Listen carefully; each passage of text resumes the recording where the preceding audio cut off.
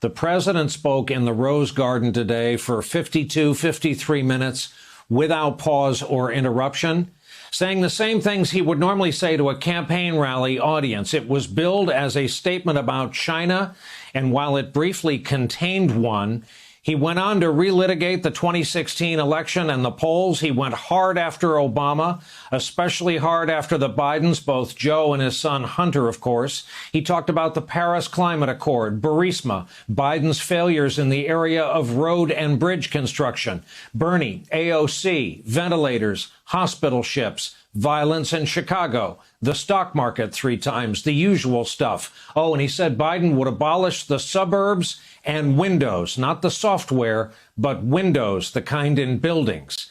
He said we're feeling good about our country. He said the European Union was formed to take advantage of the United States. He quickly added other presidents didn't know that. He said we are coming out of this pandemic on top.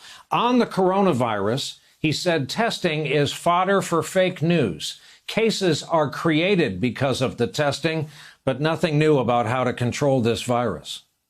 Biden was here for 47 years. He didn't do any of the things, but now he says he's going to be president. And as president, he's going to do all the things that he didn't do. We would have had thousands of people additionally die if we let people come in from heavily infected China. Saved tens of thousands of lives, but we actually saved millions of lives by closing up. We saved millions, potentially millions of lives. Could be a number that we're actually working on, but it could be 2 to 3 million lives. Frankly, if we didn't test, you wouldn't have all the headlines because we're showing cases. And we have just about the lowest mortality rate. But if we did, think of this, if we didn't do testing, instead of testing over 40 million people, if we did half the testing, we'd have half the cases. If we did another, you cut that in half, we'd have yet again half of that. But the headlines are always testing. We're the best testing in the world. Joe Biden is pushing a platform that would demolish the U.S. economy. It's probably never been a time when candidates are so different. The president travels to Atlanta tomorrow, where he's supposed to focus on infrastructure.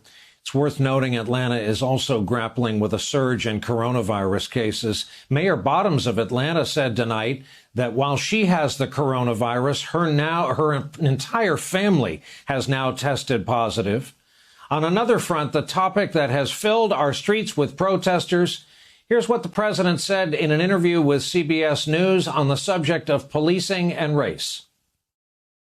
Why are African Americans still dying at the hands of law enforcement in this country? And so are white people. So are white people. What a terrible question to ask. So are white people. More white people, by the way.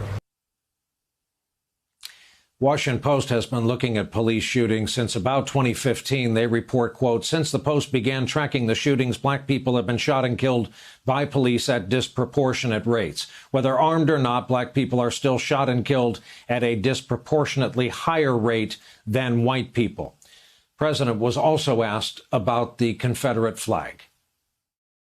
You said the Confederate battle flag belongs in a museum. Do you still believe that? All I say is freedom of speech. It's very simple. My attitude is freedom of speech. Very strong views on the Confederate flag. With me, it's freedom of speech. Very simple. Like it, don't like it, it's freedom of speech. Would you be comfortable with your supporters displaying the Confederate battle flag at political events? You know, it depends on what your definition is, but I am comfortable with freedom of speech. It's very simple. But you understand why the flag is a painful symbol for many people because it's a reminder of slavery. Well, people love it, and I know people that like the Confederate flag, and they're not thinking about slavery. I look at NASCAR. You go to NASCAR, you had those flags all over the place. They stopped it. I just think it's freedom of speech, whether it's Confederate flags or Black Lives Matter or anything else you want to talk about. It's freedom of speech. Trump was also asked about the decision by L.A. public school officials to start the academic year with online classes only.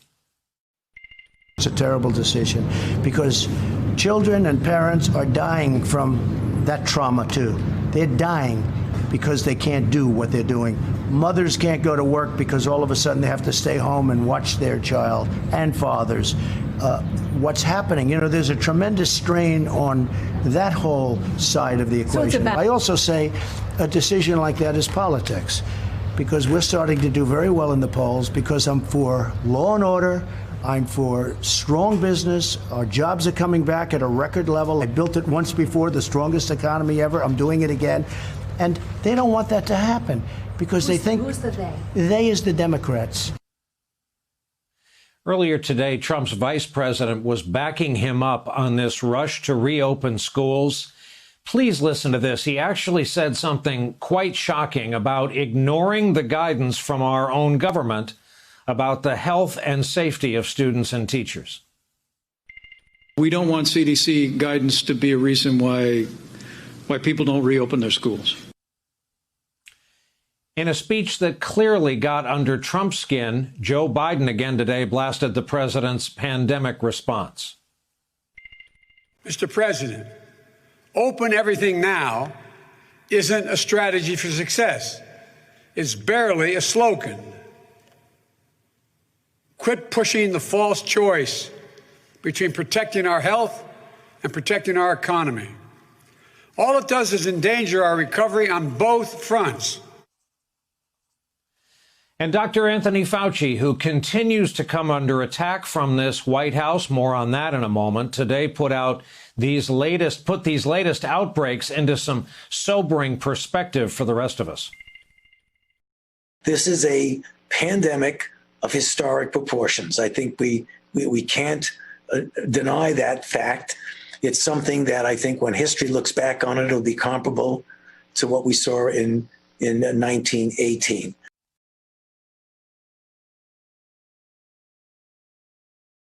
Hey there, I'm Chris Hayes from MSNBC. Thanks for watching MSNBC on YouTube. If you want to keep up to date with the videos we're putting out, you can click subscribe just below me or click over on this list to see lots of other great videos.